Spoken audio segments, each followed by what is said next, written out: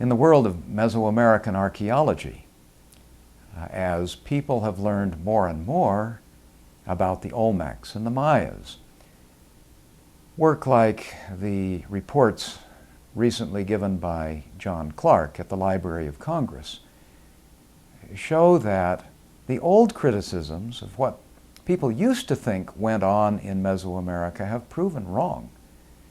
But the world that is depicted in the Book of Mormon is being accommodated and supported more and more as those bits and pieces are accumulated. We don't have definitive proof yet, but the composite of all of the factors that are being accumulated support the Book of Mormon and tend to diminish the old criticisms in significant ways.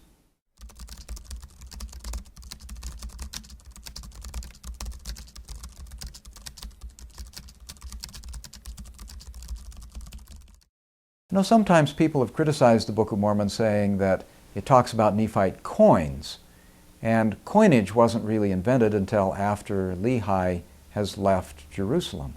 There have been no coins found in ancient America because they didn't exist, and they don't exist in the Book of Mormon. The header note to Alma 11, which describes Nephite coinage, is almost certainly wrong. The header is a modern addition and has nothing to do with the text. It certainly isn't unusual that people will read that section of the Book of Mormon and assume that it's coins, but we do that with the Bible too. We will read ourselves back into it and make assumptions about the early culture based on what we believe. And so we read these things and we say, oh, it must have been coins. But those headings were not on the plates. From our understanding, some of the modern brethren put those headings to try to give us kind of a guide. But in the actual text itself, it mentions different weights. It describes pieces of metal. It says nothing about them being stamped or minted, which is what makes a piece of metal a coin. There's no reason to expect to find Nephite coins because I don't think they ever existed, and the Book of Mormon doesn't claim they do. The actual idea of these differing weights being used as a weight system in the monetary system, it's actually in the Mesopotamian, the Akkadian, and the Old Babylonian, come to think of it. This is how they used their money, was through weight. In fact, even the Israelites used weights initially. The Bible mentions some of them. The most common was what's called a shekel, which comes from the verb to weigh. It actually is the verb meaning to weigh. We know that coinage first appeared apparently in Lydia, in what is today modern Turkey or Anatolia. And you see in some burials clearly the transition which occurs after Lehi's departure by about a century or so from the New World. You see mixed hordes of stamped minted coins and also specific weights of metal that are not shaped, minted, or stamped.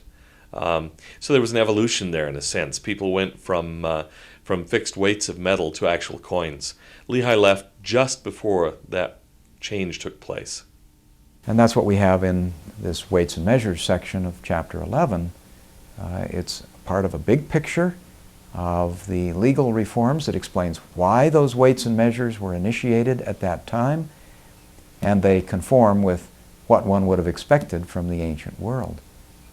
We always have the problem of trying to impose on the text our own imagination of things. You have to read the text very carefully and try to filter out your own cultural presuppositions. Ancient people didn't necessarily live, think, or act exactly the same way we do.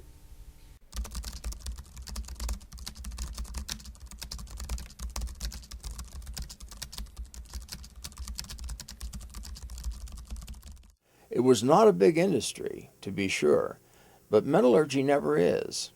There is mention of fairly low-level metallurgical practice in the Book of Mormon.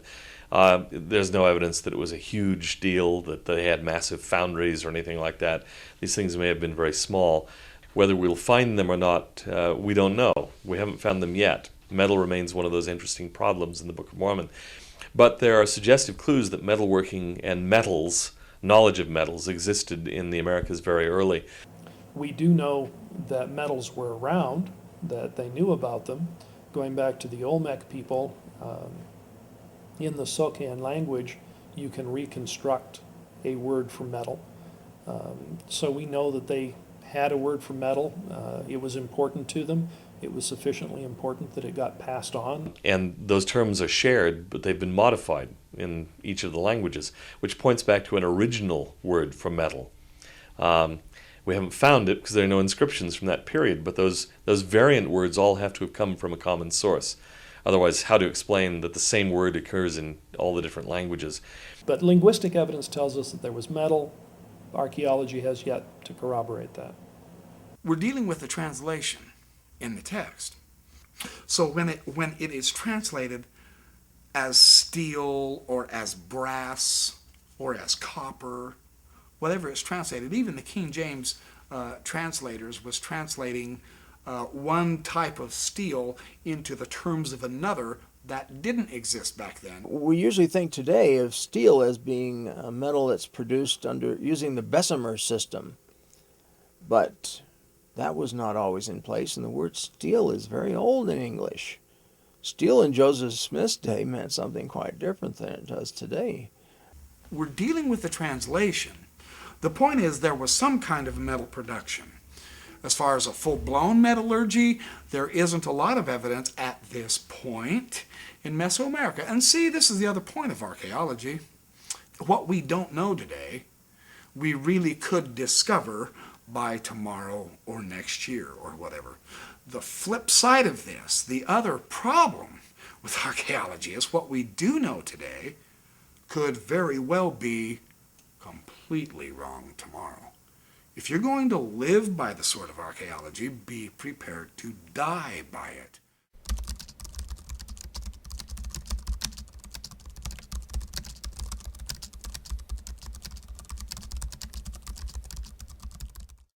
A lot of people have pointed to the existence of barley in the Book of Mormon as evidence of its untruth, but in fact, pre-Columbian domesticated barley was found in the New World.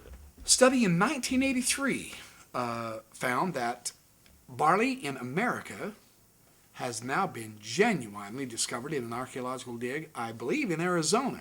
Archaeologists found some remains of pre-Columbian barley, so we know it existed. We didn't know that prior to the 1970s. Joseph couldn't have learned it from that archaeological dig. Again, it was a little bit too late for him to have profited from it. Critics of the Book of Mormon for a long time have pointed out that it's not credible because it speaks of pre-Columbian wheat and barley in the New World. But since then, there's been pre-Columbian barley discovered in Arizona near Phoenix from a Hohokam civilization that dates around 300 BC to around 1000 AD. And also in early woodlands cultures in Illinois and Oklahoma, pre-Columbian barley has been found. And that also suggests that the jury ought to remain out on other grains and so on that are mentioned in the Book of Mormon. Just because you haven't found it doesn't mean that you won't find it. And just because you haven't found it doesn't mean that it didn't exist. You may never find it. Again, in the acidic soils and the heavy rainfall of Mesoamerica, a lot of things disappear. How many remains of ancient plants do you actually find from pre-Columbian times? Almost none. Likely during the long period of wars that took place, particularly towards the end of the Book of Mormon, when it doesn't appear that they're doing a lot of farming, the wheat and barley would have had difficulty surviving. Apparently barley did, if what we have found in Arizona and Illinois and Oklahoma came from that which was brought over by Lehi and his family. But we know there were other transatlantic crossings before, in addition to Lehi's.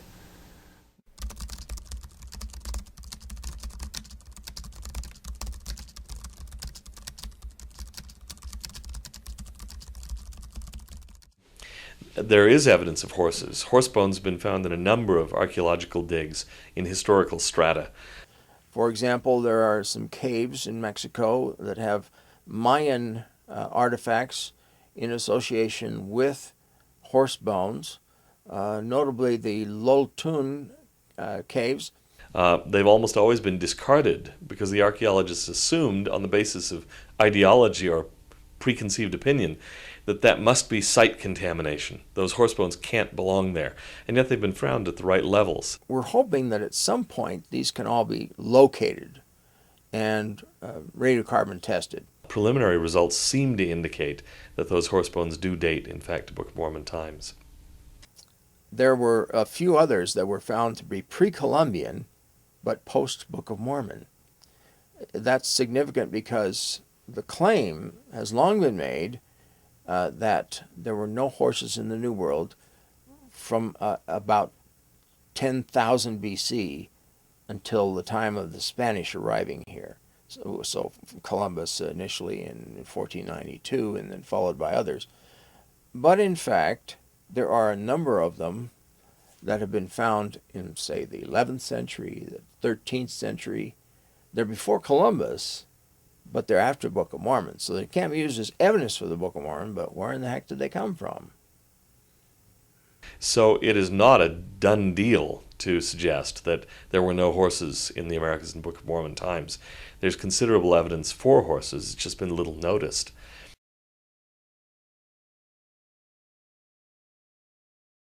The suggestion that a tapir is referred to in the Book of Mormon by the word horse has been met with a lot of ridicule from a lot of people who, it strikes me, are actually fairly ignorant of anthropology and linguistics. It's very common for a group that moves into a new area, when they see a strange animal, to give it the name of an animal that's more familiar to them. I'll give you some examples. When the Romans first encountered elephants, they called them Lucabos, Lucanian cows, because for some reason they reminded Romans of cows. Now, an elephant obviously isn't a cow. When the Greeks went into Egypt, they encountered a really strange animal that they called a hippopotamus. What does a hippopotamus mean? It means a river horse. Hippopotami are not horses, but the Greeks called them horses. And still in German, the word for a hippopotamus is a Nilpferd, a Nile horse. So you look around and you see this very, very commonly. It's so common as to be uncontroversial. Seahorses are not horses. Prairie dogs are not dogs. Groundhogs are not hogs. This happens all the time. People see an animal, it reminds them of an animal they already knew, and they give it that animal's name. When the American Indians first encountered conquistador horses, they called them deer. And the tapir itself is very similar in a lot of ways to a small pony or something like that. It's often compared to a pony. In fact, one word that was common in Mexico about 60 years ago for the tapir was the anteburro, a former burro that had been a burro before and had now become a tapir. So you hear people ridiculing that on the grounds that they're too small and so on and so forth. They're talking about familiar tapirs they've maybe seen, but the Baird's tapir grows to be about 700 pounds. It's about the size of a donkey. And it's not at all inconceivable that somebody looking at that didn't know what it was, might call it a horse.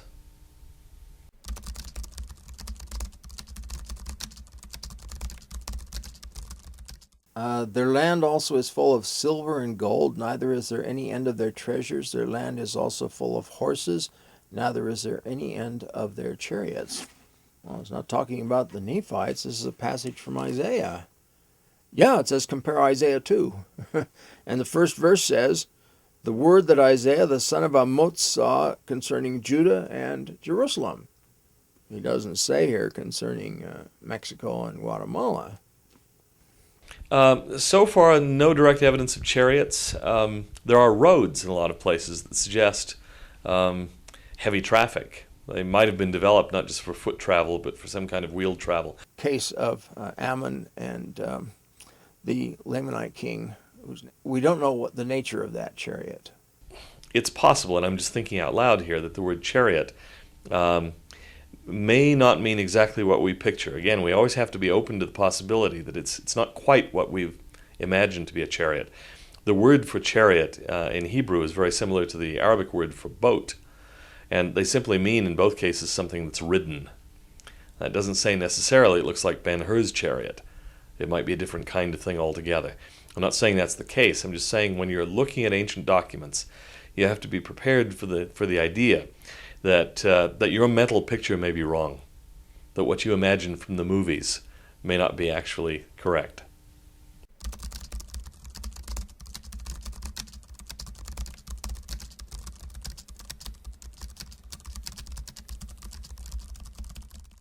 Absolutely. Depends on the time period.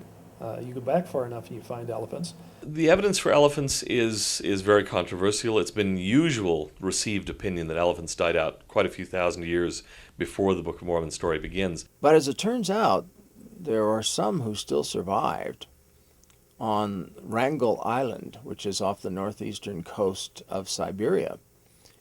And the latest of them is from 1700 BC, which is well within Jaredite times.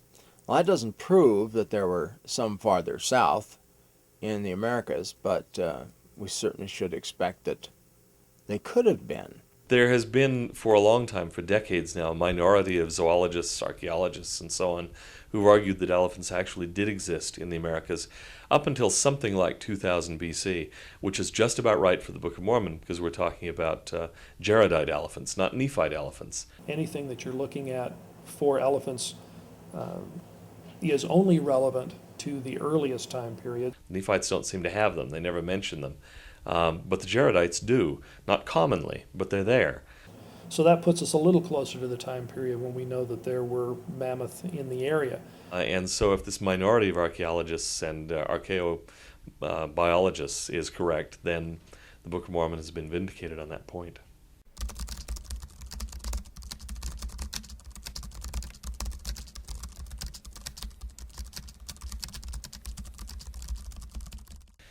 Well, of course, the opening chapters of Genesis cover the creation of the world. That's large, but for the most part, the historical sections of the Bible cover a very small area, essentially what is today's Israel. We've known for many years that in Arabic and in Hebrew, the name Nahom, which is the name of the place where Ishmael died and was buried in 1 Nephi chapter 16, is related to the Semitic roots meaning to mourn, to sorrow, to suffer. But what a team of German archaeologists found, and other LDS scholars have dealt with in great detail, is that a few years ago the name Nahom was found on 3 Katabanian inscriptions on altars in northeastern Yemen, exactly at the point where one would expect to find Lehi and his party turning in a near easterly direction and moving across the Arabian Peninsula. That's the place where the Book of Mormon says that Ishmael dies and was buried. We now know from this record that there was a place in these inscriptions known as Nahom in the time of Lehi in precisely that region. It's possible that Joseph Smith lucked out in Nahom. You can never rule that out absolutely, but it seems to me the odds are vanishingly low. It has to be understood that for about 50 years, since Hugh Nibley wrote his Lehi in the Desert, there's been wide agreement among Latter-day Saint scholars on roughly where the path of Lehi went. Inland from the Red Sea and then turning due east and arriving at a place on the Arabian Sea coast. The finding of Nahom, it's not simply a matter of finding a triconsonantal root that is vintage Arabic or vintage Semitic. It's that it's in a place that is consistent with those prior theories. The theories of Lehi's route already existed. We didn't invent them suddenly to match the place Nahom that had been found. They were already there. The place Nahom was found in the location where we expected it to be found. And if you go due east from Nahom, you arrive at really the one place on the Arabian Sea coast that fits all the requirements for Lehi's Bountiful. That, it seems to me, is a very unlikely thing to have accomplished by sheer chance. Could it be possible that he saw it on a map somewhere? It's possible that he could have seen it on a map. I don't rule that out. There was a map published in 1815 that indicated Nahom on the Arabian Peninsula.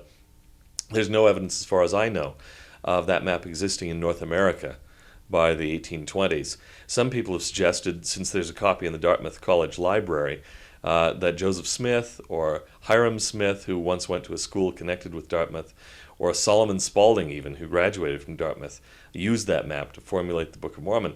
The trouble is, according to Dartmouth College itself, they only acquired that map in late 1930 or early 1931, which is, I think, a little bit too late for Joseph Smith to have used it.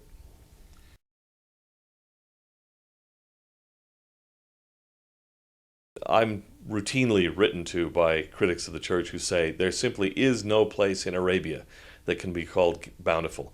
Well, it so happens that when they're writing to me on my computer at home, I'm sitting under a blown-up picture of bountiful, what I consider to be bountiful in Arabia.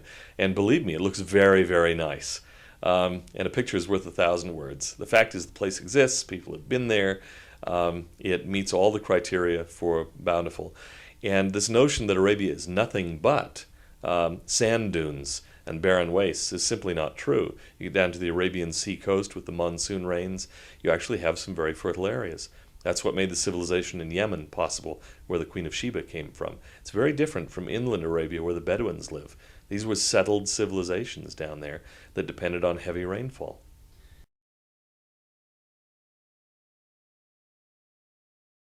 Alma 7:10 is often cited by critics as evidence of Joseph Smith's incompetence, that the poor guy didn't even know where Jesus was born. This assumption that he was born at Jerusalem, and of course any schoolboy knows that he was born in Bethlehem, is precisely the problem with a non-critical reading of the Book of Mormon text, because the Book of Mormon doesn't say he was born at Jerusalem. It says he was born at the land of Jerusalem. We don't have evidence in the Bible of a land of Jerusalem around the city of Jerusalem, but we do have it in extra-biblical literature. There are materials, for example, from about 1200 BC that refer to a place called Beit Lahmi, which is almost certainly Bethlehem, as being a city of the land of Jerusalem. Then you have materials that purport to come from the time of Jeremiah, and in that document the Jews are taken captive from the land of Jerusalem. A phrase that doesn't occur in the Bible, but does implicitly occur in the Book of Mormon. Was Bethlehem part of the land of the Bible? Well, even today, if you go to Bethlehem, you realize it's essentially a suburb. Jerusalem, of course, back then, was the main political, cultural, historical, religious center of the Jews. Bethlehem is how far away from Jerusalem? What, 6 miles? Of course it's going to be in the land of Jerusalem. And in the time of Lehi, it was apparently an area that was controlled by the town, the city of Jerusalem, which had a sphere of influence around it that was called, after it, the land of Jerusalem. So it isn't a mistake. It's not saying that Jesus was born in the city of Jerusalem. It's saying he was born in the land of Jerusalem, and that, we now know, fits the ancient usage.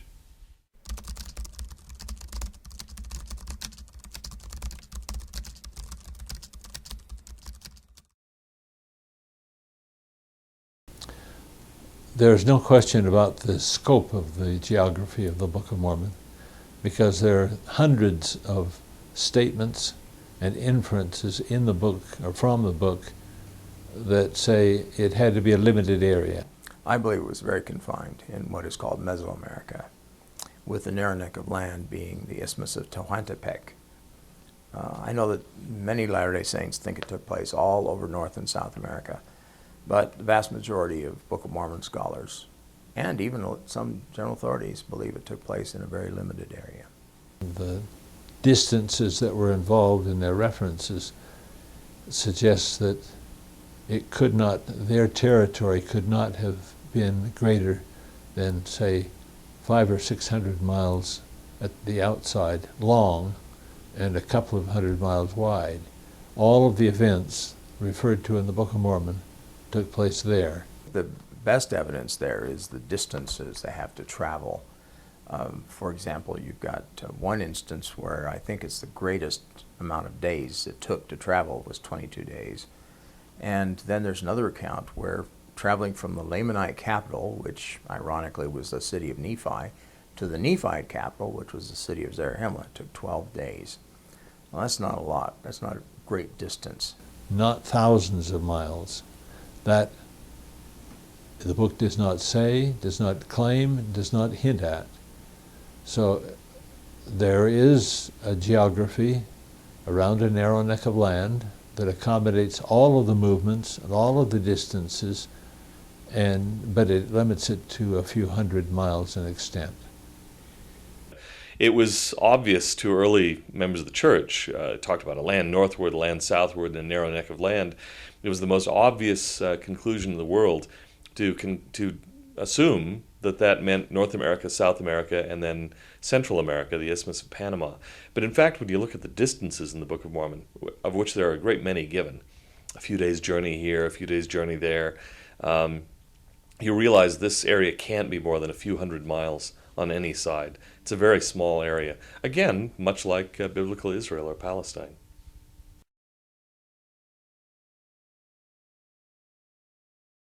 The fact is, we all believe, John Sorensen believes, John Clark believes, I believe, that we probably have found Book of Mormon cities. We just don't know, because there aren't inscriptions informing us of what their names were. We don't know the names of these cities. I'm not aware of any of them in Book of Mormon times where scholars know the native name for that site. When the Maya began carving the glyphs into stone so that they were preserved, one of the things that they would carve into stone is called an emblem glyph. And the emblem glyph is a set of pieces of information all put together that long ago scholars recognized was specifically connected to a certain site. It hasn't been until I think the last 10 years or so that they've been able to apply some phonetics to some of those emblem glyphs and retrieve some of the earlier names.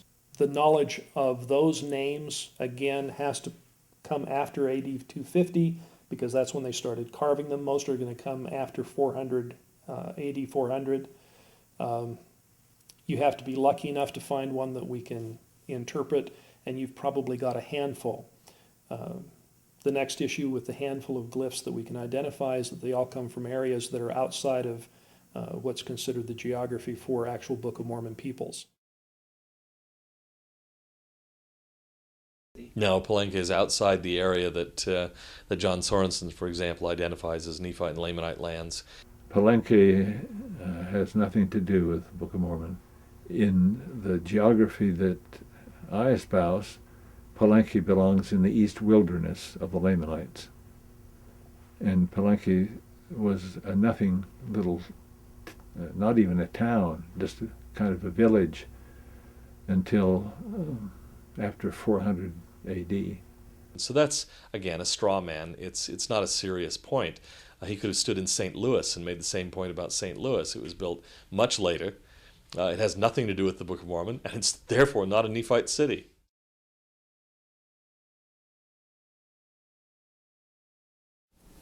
Before, say, 1000 AD, we know none of them. The last article I looked up indicated that there are, I think, 30 some odd emblem glyphs where we knew the emblem glyph, which means that the maximum number of names that we could know would be 30, and I don't think we know that many.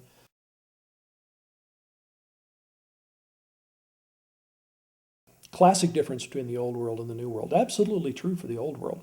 People have been there, they've lived there, they passed the names on. Didn't happen in the New World. New World had a lot of different conditions. There were a lot of different people coming through, conquering the area, and then on top of all of that, you get the conquest by the Spaniards. So there are a number of things that have happened in the New World, but the end result is we have very little continuity of names. Most of the names that we have for cities in the Central American area are either Spanish or they are some Spanish version of perhaps an Aztec name. Well, the Aztecs, again, are coming in somewhere around 1200 or AD 1200. They're passing their names on to things because that's what they called them based on their culture. They're handing that to the Spaniards, and the Spaniards are basing their government in Mexico City, and so they adopt the names based on the Aztecs. So even down in Guatemala, which is pure Maya country, a lot of the names that you're going to find are based on Aztec rather than Maya languages. So there simply isn't the continuity. In a lot of cases, there isn't even continuity of peoples. Tikal is one of the more famous archaeological sites. No continuity to the modern day. This was a tremendous site, but if, for instance, we were to compare Tikal to something that happens in the Old World, this is Babylon, not Jerusalem. This is under the ground. This is destroyed. Nobody's living there anymore. And it isn't the only one. The major sites of the classic Maya were abandoned. long before the Spaniards showed up, and the people totally forgot what the names were. So there wasn't much of a chance to have the local memory that you do in the Old World. We can envy it, but we can't replicate it.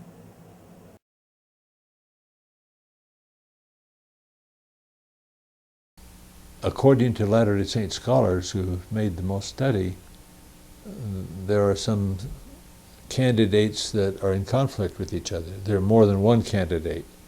Which one is the right one remains to be seen. In my own work on the geography, which I believe is the most extensive, indicates to me that there is one candidate of the River Sidon that is much more likely than any other to be the correct one, and that's the Grijalva River in southern Mexico. It could be that I'm wrong. I've been wrong before on a point or two, but the evidence is strongly in favor of that over any other candidate.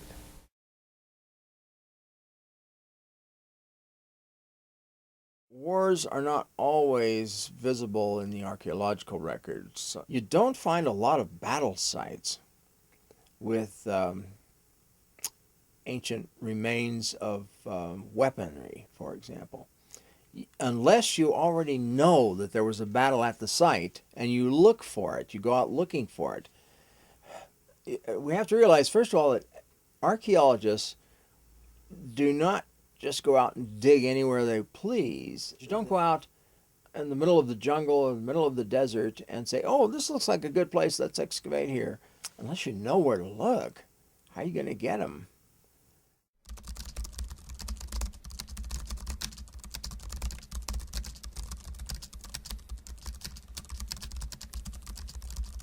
And the DNA evidence points in various directions, actually. A lot of evidence does point to Asia, so there's certainly some who came from Asia.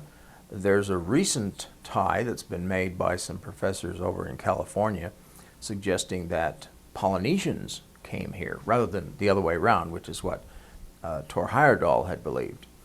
But there are evidences actually for immigrations from various parts of the Old World, most of them from the Orient, but there's some also from the Mediterranean basin, including land of Israel, Egypt, and so on. The Book of Mormon does not exclude other people from those who came to the New World. And we've had a number of LDS scholars, prominent LDS scholars, as well as a number of general authorities in the early days of the 20th century who specifically stated that we Latter-day Saints should not believe that the Nephites and the Lamanites and Jaredites and the Mulekites were the only ones who came to the American continent, but in fact that there were many who came from other places, and they even allowed that, yes, Asiatics could easily have crossed the Bering Strait, as has been believed, and could account for a lot of the population of Native Americans.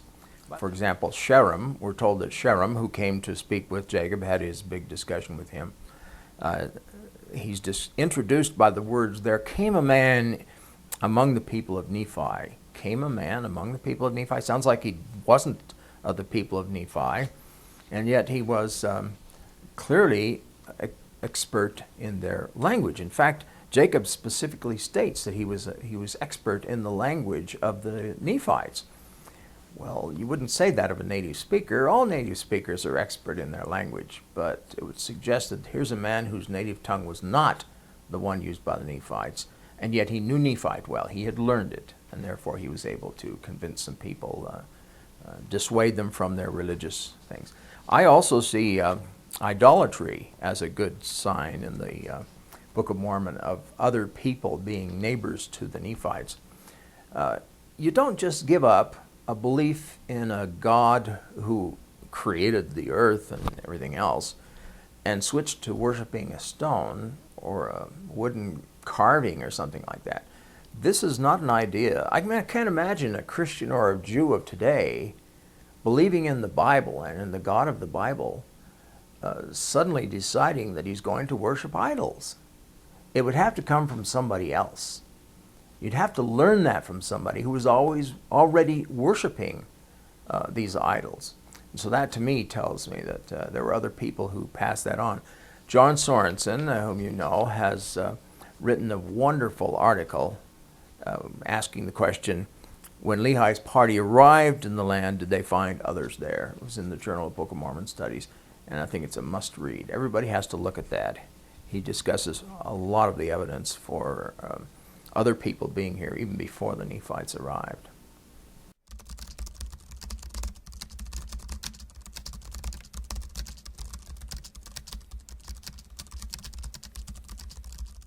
People once criticized the Book of Mormon because it spoke of the building of a temple in the land of Nephi. Of course, the book of Deuteronomy says that temples shouldn't be built outside of Jerusalem, but there was a particular reason why the Deuteronomists wanted to concentrate the worship of Jehovah at one shrine in Jerusalem. We now know from archaeology that the reason they had to push so hard to concentrate all of the worship of Jehovah in one place was precisely because they were building shrines and temples outside of Jerusalem, and that was perfectly ordinary for most other Israelites. It's true that in Judaism now, it's unthinkable that a temple be built outside of Jerusalem. But the fact is, among ancient Jews, that was clearly not impossible to conceive. We know, for example, of the temple in Tel Arad, to the south of Israel, near Beersheba in the Negev. And that's a temple that everyone acknowledges was a Judite temple. It was devoted to Jehovah or Yahweh. And there's no question that it was built by pious Jews. Even more striking to me is a temple that was built in the 400s in Egypt, on the island of Philae in the Nile, near Aswan. A lot of Jews fled to Egypt following the destruction of Jerusalem in 586 BC. They settled in various places. In two of those places, they actually built temples. One of those was built in Leontopolis, and one of them was built in Philae, which is called Elephantine by the Greeks, Elephant City, basically. These two sites were approved by the priests in Jerusalem. But the Elephantine papyri themselves discuss how the Jews in Egypt asked for permission from the elders in Jerusalem, and they were granted the permission to build that temple. We have the letter from the high priest in Jerusalem authorizing the construction of the temple. So it's still preserved. So we know that temples could be and were built by devout Jews outside of Jerusalem. So when the Nephites arrive in a new world, one of the first things they need to do in order to live the law of Moses is to have a temple. And they've been commanded to keep the law of Moses. They even went to the great lengths of getting the brass plates so that they would have the law of Moses. Well, you can't run the system of law under the law of Moses without a temple. So it's perfectly natural and appropriate that they would build a temple in their new city. It's wrong to impose current Jewish ideas on ancient Jews. You always have to be aware that ancient people may have thought differently about these things than we do. That's a common mistake throughout this video, is to impose a modern image on an ancient text. So these weren't apostate Jews? They No. weren't a different sect? They were certainly not apostate. The case in Egypt, for example, as shown by the fact that the high priest officially granted them permission to build the temple.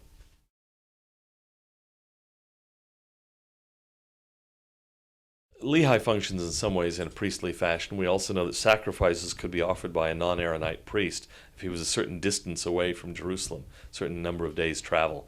Also, of course, from a Latter-day Saint point of view, the people of Lehi would have had the Melchizedek priesthood among them, which grants them the right to officiate in all the ordinances of the Aaronic priesthood. So for us, theologically, that's not a problem.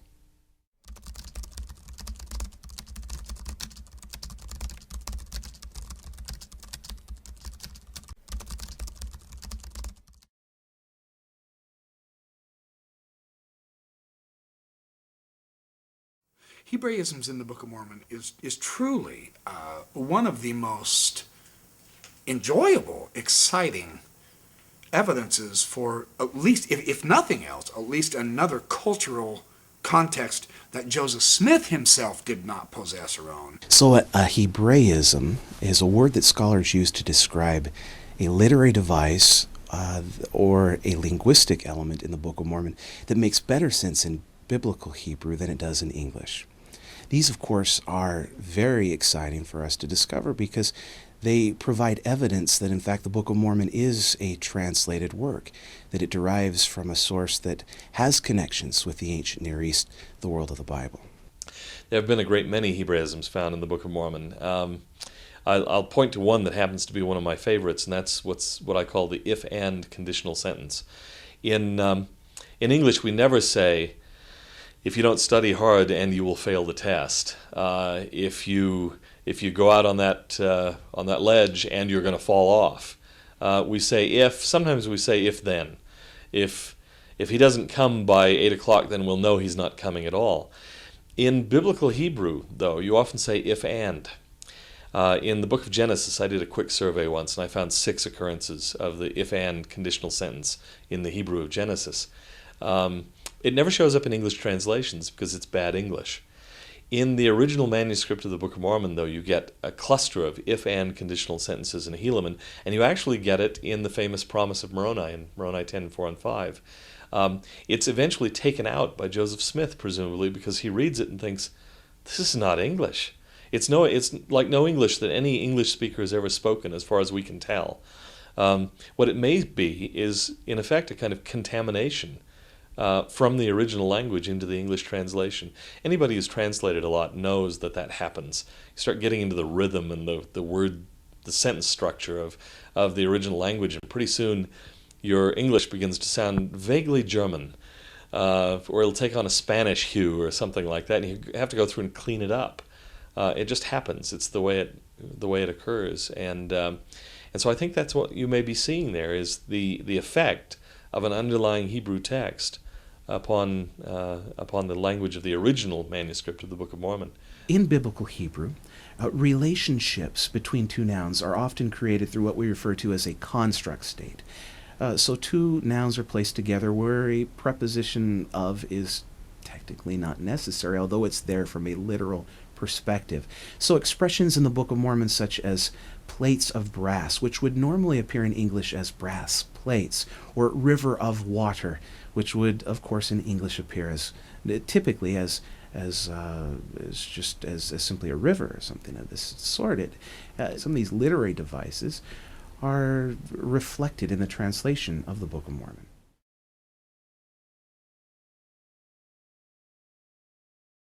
So a cognate accusative is a literary device that appears in the Hebrew Bible or the Old Testament. It's when an author uses the same word for both a verb and a direct object. Cognate means similar, and accusative refers to the direct object in a sentence. So, for example, Semitic authors will use a poetic literary phrase such as dreamed a dream. These sorts of things do appear in the Book of Mormon. There are many examples. In the Book of Mormon, you have Lehi saying, behold, I have dreamed a dream, or in other words, I have seen a vision. The dreamed a dream is a really obvious cognate accusative. The seen a vision is a little less obvious, but I suspect in the original it was, I have seen a seeing. I have dreamed a dream, I have seen a seeing. These are things that do appear in the Book of Mormon and suggest a connection with the Hebrew Bible. That, I think, is what's going on there. It's a classic Arabic/Hebrew cognate accusative.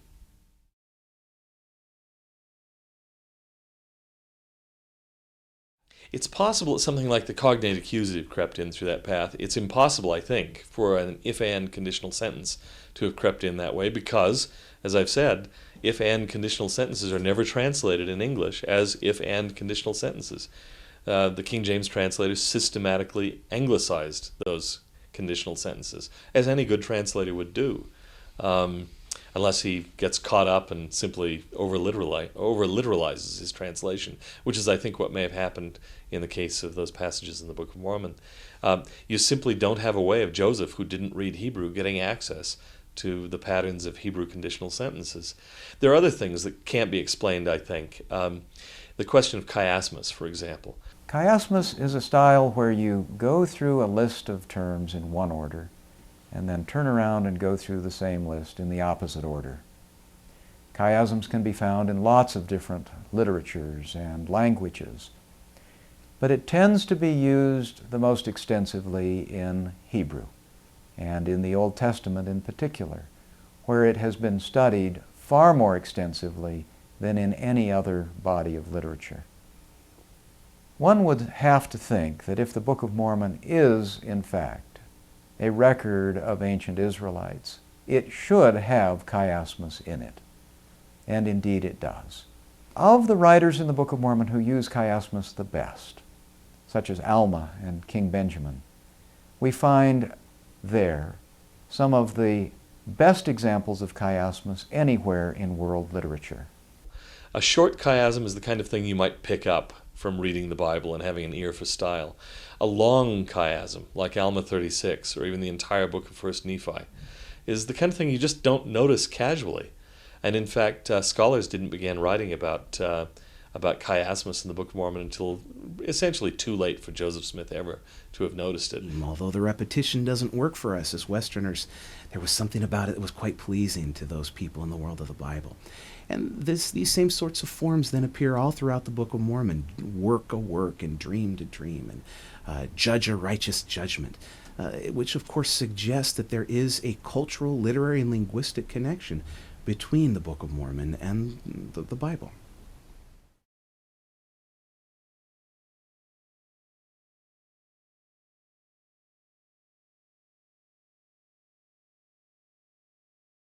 I think we shouldn't get hung up on the title. It simply means Egyptian that's been modified, changed in some way. Actually, there are several Egyptian scripts. We're all aware of the hieroglyphs, which are the oldest and first texts that the Egyptians wrote in that form, mostly designed to be carved into stone. But there are two cursive versions also. There's hieratic that was used, and then Demotic. Demotic is really cursive. It has lots of ligatures, and they made it so one could write it very speedily, very quickly, if one knew that writing style. And it came into use about 800 BC, so that was a couple centuries before Lehi's time. The Book of Mormon is very clear that the writing system they use has been changed during their stay in the New World. That is, you shouldn't expect to find Old World evidence for it, not for their particular reformation of Egyptian. It's a unique writing system, unique to them, and they say nobody else can understand our language. Normally what the critics do is they'll go out and they'll ask scholars, Egyptologists usually, do you know anything about Reformed Egyptian script? What is that? And they'll say, well, I've never heard of it. Well, it's natural, because in Mormon chapter 9, Moroni specifically says it was called by them, by the Nephites. They called it Reformed Egyptian. That didn't mean that the Egyptians called it that. Did Reformed Egyptian exist? Well, the Book of Mormon would be evidence that it does. Is it possible that that Egyptian has been modified in other ways, in other places? Absolutely. Coptic, for example, the liturgical language of the Christian church in Egypt, is Reformed Egyptian. It's written in a modified Greek alphabet with Egyptian characters. For that matter, you could argue that some of our own letters are Reformed Egyptian in English. The letter M may just be the ears of an owl. In ancient Egyptian hieroglyphics, the owl was pronounced M, and now we have this little M thing that's the ears on the top of the owl's head. So our language is modified? Yes. Anyone who's tried to read Beowulf from 1,000 years ago in English, it's English, but it's unreadable unless you've had special training. So the language of the Nephites in isolation for 1,000 years from Jerusalem, probably impacted by languages around it, referring to things that nobody in Palestine had ever seen, is going to change. It changes pronunciation, it changes vocabulary, it changes in innumerable ways. So saying that a language had changed and become a different kind of language is absolutely plausible. And I'd submit that it's even evidence for Joseph Smith's authenticity as a prophet, because he was a very unsophisticated kid. I don't know that he knew that languages change over the course of time. Language changes in 1,000 years, and the script that goes with it is likely to change at least somewhat to go with it. So we really have no clue what Reformed Egyptian might have been. The Egyptians and the Israelites were not always enemies. In Lehi's time, in fact, they were friends. The Bible makes this very clear, as a matter of fact. It's probably an oversimplification to say that the Egyptians and the Hebrews were enemies. They were also on occasion trading partners. They were neighbors. Egyptian was one of the great languages of the period. Hebrew was not. So a person who was engaged in commerce, as Lehi seems to have been, probably would have had to learn the language of the wider world of commerce. And Egyptian was certainly one of those languages. As it was, the Jews were very friendly with Egypt at that particular time. They may not have been at the time of the Exodus, but they certainly were in Lehi's time. You may not like the foreign policy of the country that speaks the language, but you may be forced by economic necessity or ambition to learn the language that they speak. Some have objected that using Egyptian to write holy script, to write texts, religious texts, would be unknown and unheard of among the Israelites because they would only write in the holy language, which was Hebrew. But actually we do have examples of biblical texts written in Egyptian characters. The earliest of these is from the 4th century BC, so not too terribly long after Lehi's time. It's a text written in Egyptian Demotic, but the words are not Egyptian. The words are Aramaic, but they're not using the Aramaic alphabet, which is the same as the Hebrew. Instead, they're using the Demotic way of writing, and part of that text is Psalm 20.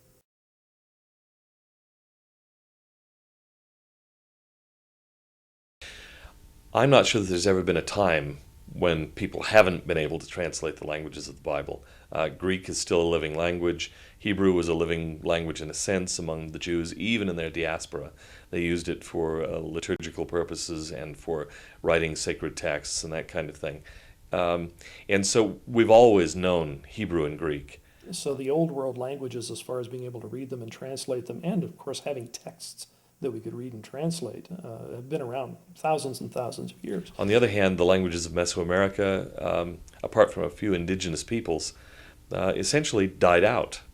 And they have to be learned now as learned languages. And the glyphic language, the language of the inscriptions, has to be taught in graduate schools. Years. The New World is a very different situation. We haven't had very many texts, and dating to anywhere near Book of Mormon times, the texts are really quite rare. We only have relative handful of texts on monumental architecture from the Maya where they carved the glyphs in stone. Most of those are starting after AD 250.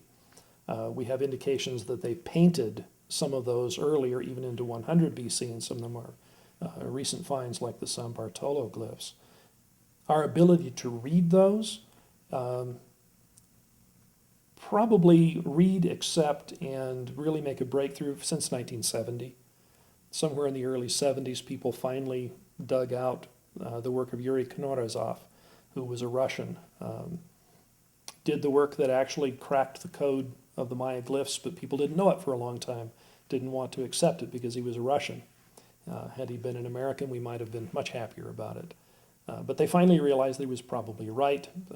Renewal of all kinds of interest in that happened in the early 70s.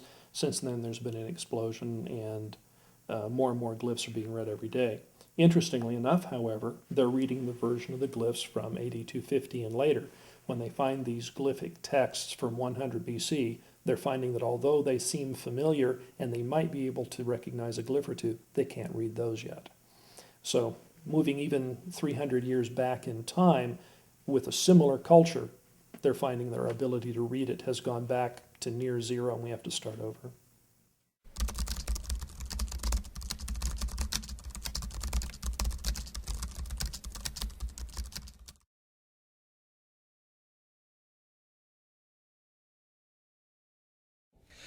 The Bible has absolutely not been 100% established by archaeology. There's still a great many questions, archaeological questions, particularly about the early chapters of Genesis, for instance, but also about the Exodus, about the origins of the Israelite monarchy.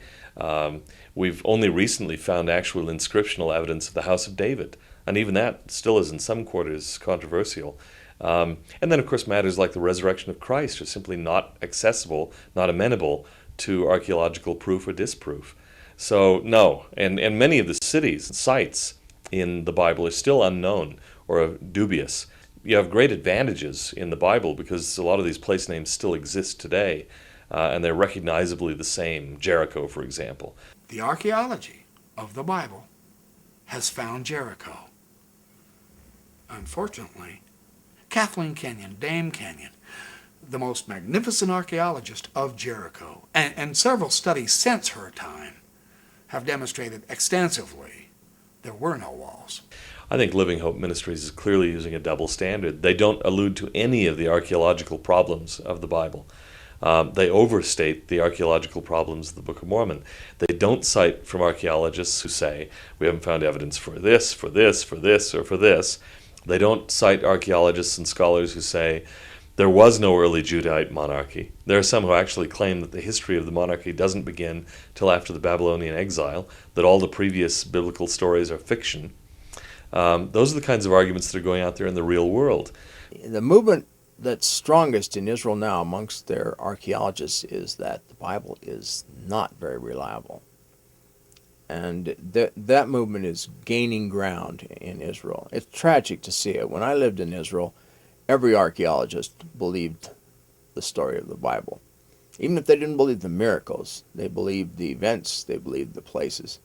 Today that's going by the wayside, and it's kind of tragic. If biblical archaeology is proving the Bible, my question is, what is it proving about the Bible? Are Protestants willing to accept the fullest ramifications of what archaeology is so-called proving? But Living Hope Ministries gives its audience the false picture that the Bible's been 100% proven true. That simply is not the case. It's completely irresponsible and in a way very disingenuous to portray it in a way that is false. People often fail to grasp the limitations of archaeology. I remember a major illustration, a major dig that was illustrated in National Geographic a number of years ago, and they had a 4-page fold-out showing this marvelous city of El Mirador in the lowlands.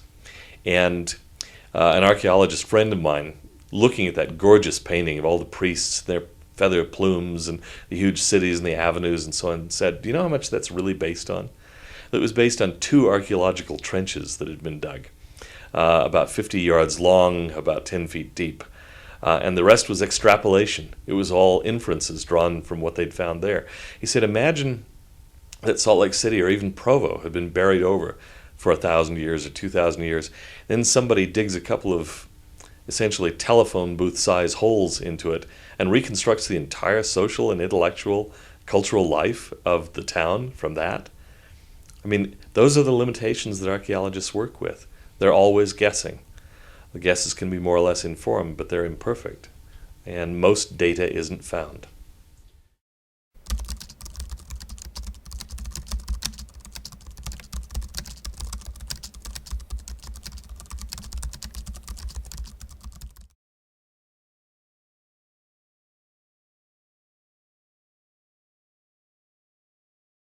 My overall impression is that it doesn't give an accurate portrayal of the subjects. It doesn't give both sides of the issue. It presents a Bible that's perfectly established by archaeology, which is false, and a Book of Mormon that is totally refuted by archaeology, which is also false. So it creates a simplistic and on the whole, fairly disingenuous picture. Distinctly unimpressed with it, but the basic reason was that it had the illusion of giving you some scholarly information without actually doing it. It made things seem that they were answering certain questions or providing certain types of information when actually it wasn't as accurate as it ought to have been. So there were too many places in it where it was much more illusion than reality, that it was much less scholarship and much more showmanship. They hold the Book of Mormon to claims that it doesn't make. They suppress LDS arguments on behalf of the Book of Mormon.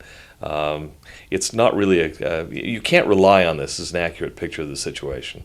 Without looking or examining any of the scholarship on the Bible, they will present information about the Bible as though this is uncontroversial.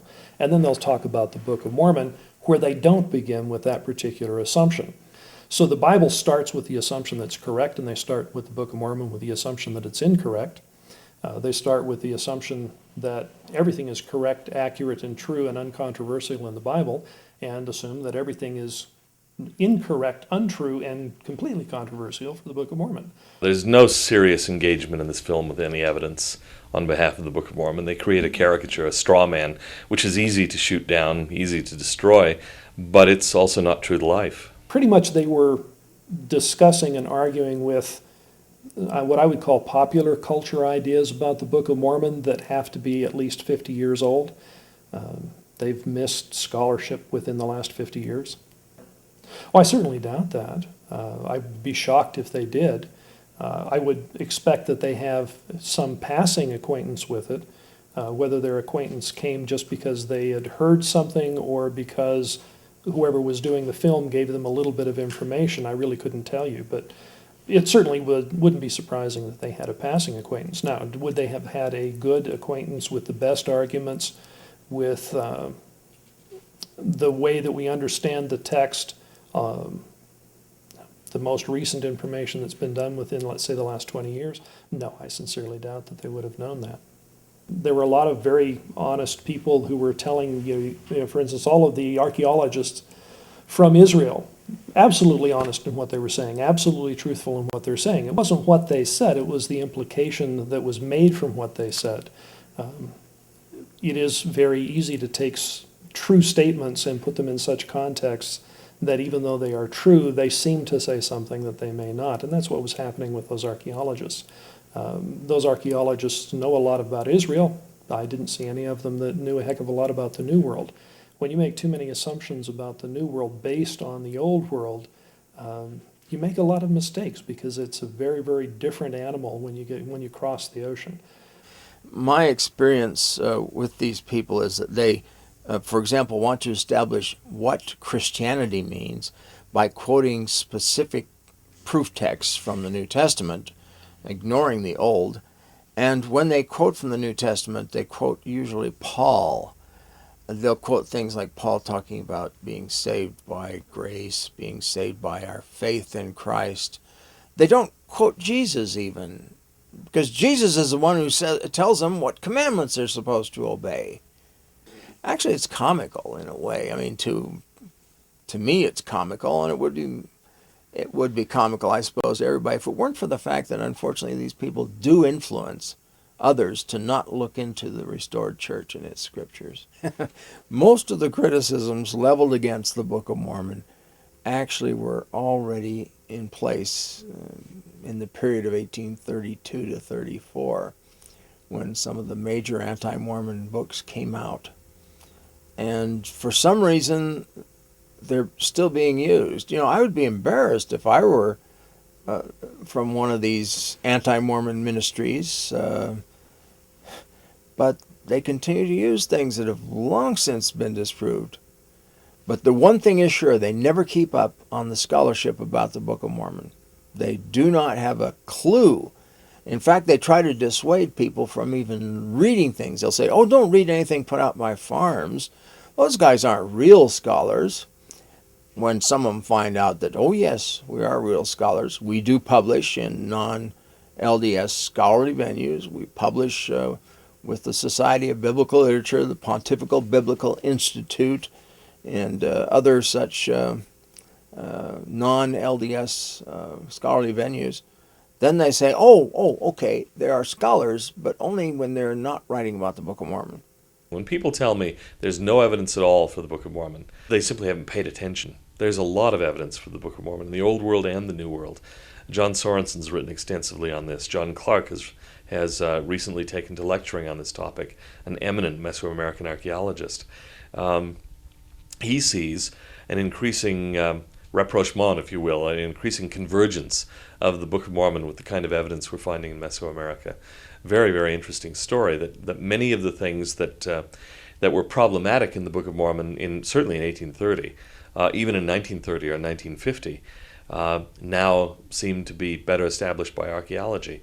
When the New World Archaeological Foundation began working the Chiapas Depression, looking for pre-classic ruins, the Book of Mormon suggested that they ought to be there according to the reading that these people were giving to it. They thought that it was referring to that area.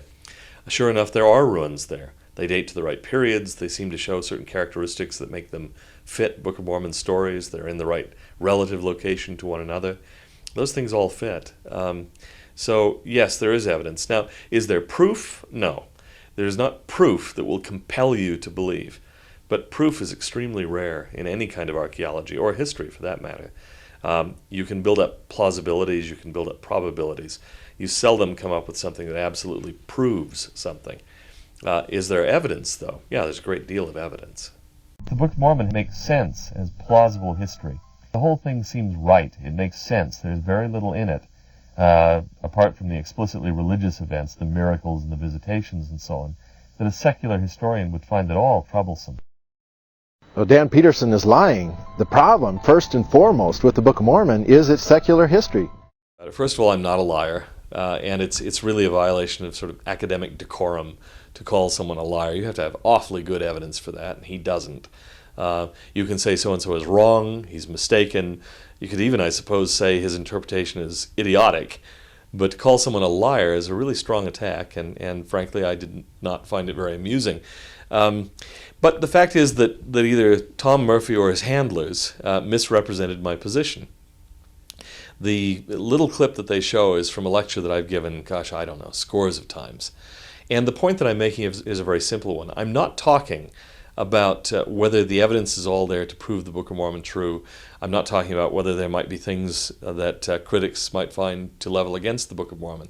Good grief, anyone who knows what I've written and said about the Book of Mormon over the past roughly 20 years knows that I'm fully aware of criticisms of the Book of Mormon, of archaeological and historical problems in the Book of Mormon, and so on and so forth.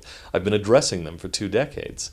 What I was saying in that particular point, that Tom Murphy or his handlers either misunderstood or chose to distort and misrepresent, is simply this. I was making a stylistic point. I was making a point about the way the Book of Mormon reads. It's a sober book that, apart from the miracles and the visitation of Christ and so on in it, it's a book that reads rather like a secular history. I was making the point that the book is not straining for effect. It isn't full of pseudo-Oriental romanticizing. If you read novels from the 19th century that try to set themselves in ancient Rome or in ancient Israel, Ben-Hur, for example, they're really straining to give you a sense of the exotic. The Book of Mormon doesn't strain that way. It's very matter-of-fact. My point was that it reads in a matter-of-fact way. It reads like real history. It has that style, that feel. That's an entirely different question from the one he claimed I was talking about. And I'm entirely right. He's entirely wrong. And I was not lying. And I'd be willing to discuss this with Tom Murphy or anybody else anywhere, anytime. I don't think if Tom Murphy were to apply a single standard instead of a double standard to the Bible and the Book of Mormon, that he'd be able to sustain belief in the Bible. And to be perfectly honest, I have no idea what Tom Murphy's own beliefs regarding the Bible are. It's clear that the people sponsoring the DVD are evangelicals. Thomas Murphy, though, has never actually come clean in any of those videos about what he himself thinks. When, for example, he argues about DNA, that DNA disproves the Book of Mormon or makes the Book of Mormon unlikely, he's relying on DNA studies that actually posit immigration to the New World many, many thousands of years before most evangelicals would put Adam and Eve. And he's relying on DNA studies that presume a separation of humans from chimpanzees several million years ago. This is something that I think his handlers at Living Hope Ministries probably wouldn't approve of, and yet I suspect very strongly that Tom Murphy believes in those things. This is another area where I think the film is not being entirely forthright. Let's hear what Tom Murphy actually thinks about the Bible. Let's hear what Tom Murphy thinks about the implications of DNA theories for Genesis, for example.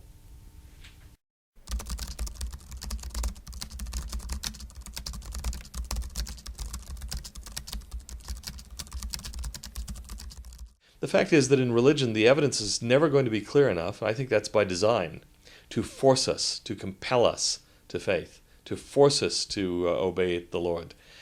We're given roughly equally poised possibilities. There's good evidence in some respects, evidence is lacking in other respects. What the Lord is really trying to figure out, I think, is what do we want? What kind of people are we? Placed in a situation where we can choose either side. What do we want to do? What do we want to be? What kind of people do we want to be? And so he gives us this situation where we can listen to what our inner spirit tells us, or we can trample on it. There are still those who, even with the vast amounts of evidence that we have for even the biblical record, still refuse to believe.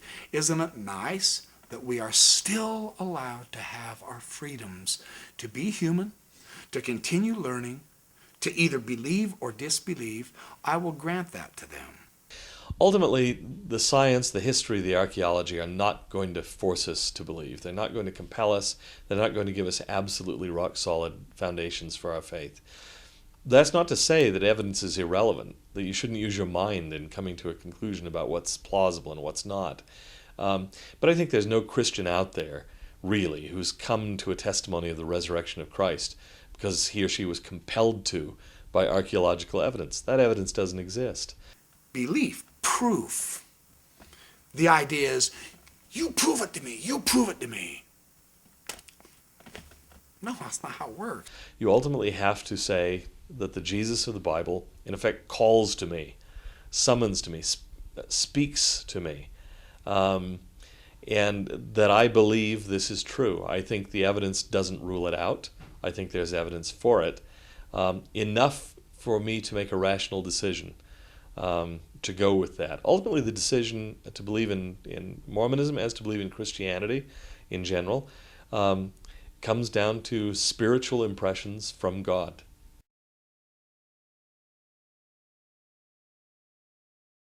No, there are too many. The evidence, preponderative evidence, would argue so strongly against Joseph Smith being the author of the text. And intellectually, if you seriously study the Book of Mormon, you can come to no conclusion other than the Book of Mormon was exactly what Joseph Smith claimed it to be. A record written by ancient Hebrew prophets, translated by the gift and power of God. I think that it strains credulity to suppose that Joseph could have done the research to put all these things together, or alternatively, that Joseph did it by sheer chance. No. No. How? Are you kidding? Now, there's one explanation that I really get a kick out of out there. There's a fellow that I've corresponded with from time to time who believes that an unnamed group, an uncertain number of people, at an unspecified time in an unidentified place for motives that are unknown, did all the research for the Book of Mormon, and then for reasons that he can't explain, gave the manuscript to Joseph Smith and allowed him to publish it without giving him credit for reasons that he also doesn't explain. Now, if you do that, you can claim anything, because his group could have been anywhere, and there could have been 5,000 of them doing research at all times. This is the kind of theory that's unfalsifiable. It's just silly. But if you get into the real world, if you look at people like, Solomon Spaulding, who's been proposed as an author, or any of the others, they just don't have the wherewithal. I like a point that Hugh Nibley made. He said, it's not a question of who wrote the Book of Mormon in the 19th century. The question is whether anybody in the 19th century could have written the book at all. And his answer was no. And that's my answer too.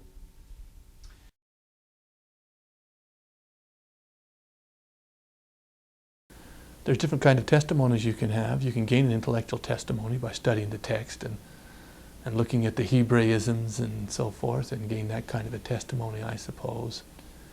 There's a testimony, that's a testimony of the head, I suppose you could say. And there's a testimony of the hands that come from studying its principles and teachings and living them and see what effect they make in your life. And that's an important kind of testimony to have as well. But ultimately, the foundation of our testimony has to be a testimony of the heart. Not just the heads and the hands, but the heart. And by the heart, I mean the witness that comes as you study that text and invite the Spirit to direct your thoughts and feelings and receive the confirmation. It's the Word of God. I think it's important to realize that when Latter-day Saints talk about testimonies, they're not merely talking about receiving intelligence from their own hearts.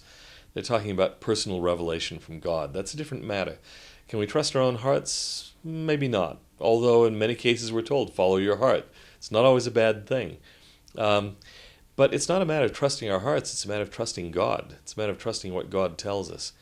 And we're not the first people in the Christian tradition to think that in some ways God will speak to our hearts. You remember the disciples on the road to Emmaus who, after they've had the encounter with Jesus, say, did not our hearts within us burn? We should have known. We knew it was Jesus because our hearts told us so. Do you believe it is true? I believe the Book of Mormon is true with all my heart. If you're talking about real silk, no, real silk is produced by silkworms that are feeding on mulberry trees. And that's not a New World thing. But cloth that has the same texture, the same feel, the same characteristics of silk is very tenable. Any kind of a plant fiber that's really worked and processed can get a silky kind of a texture with enough work. There are plants in Guatemala, particularly a tree that produces a cotton-like fiber that was used to produce fabric that looks very silky. The question is, why was it the word that was whatever they were doing translated as silk in the Book of Mormon? And it's likely that Lehi and his family, knowing silk, thought that they would call it silk. Oh, I wish millions had been spent looking for evidence of the Book of Mormon. That would have been so much fun. But in fact, it's not true. It's not even remotely true. I think what they have in mind is the New World Archaeological Foundation that was established at BYU back in the 50s. The New World Archaeological Foundation was forbidden from the very start by its charter for overtly looking for Book of Mormon things, and it always involved non-Mormon archaeologists. It was never an attempt, much less a failed attempt, as I've heard claimed, to find evidence for the Book of Mormon. The one thing really Book of Mormon related about it is that it chose to look in an area in Chiapas for pre-classic ruins, because that was the area and the period where the people who organized it on the LDS side thought it was most likely to find Book of Mormon related materials. But it was never given a specific charge to look for Book of Mormon stuff. It was always forbidden from doing so, and never, ever, ever published on Mormon issues. Always straightforward, very highly respected mainstream Mesoamerican archaeology. By contrast, huge amounts of money have been spent on searching for biblical sites and so on. If you scratch almost any Israeli, you'll find someone who's been out on digs. It's a passion, it's a hobby. Moshe Dayan, the great Israeli general, was a passionate archaeologist in his free time. And that's very common. It's very easy to do. As I say, you can live in Jerusalem and go out to major archaeological digs within a half an hour or less. They're right there in the city. And so everybody does it. And because of the vast interest in the Bible all around the world and its vast importance in Western civilization, there's always been lots of money for archaeological digs there, comparatively speaking. I'm sure a lot of Palestinian archaeologists lament the lack of money, but it's nothing compared to Mesoamerica.